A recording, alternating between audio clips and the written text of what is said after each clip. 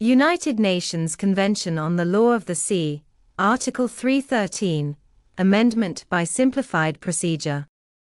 1. A state party may, by written communication addressed to the Secretary-General of the United Nations, propose an amendment to this convention, other than an amendment relating to activities in the area, to be adopted by the simplified procedure set forth in this article without convening a conference. The Secretary-General shall circulate the communication to all states parties. 2. If, within a period of 12 months from the date of the circulation of the communication, a state party objects to the proposed amendment, or to the proposal for its adoption by the simplified procedure, the amendment shall be considered rejected. The Secretary-General shall immediately notify all states parties accordingly.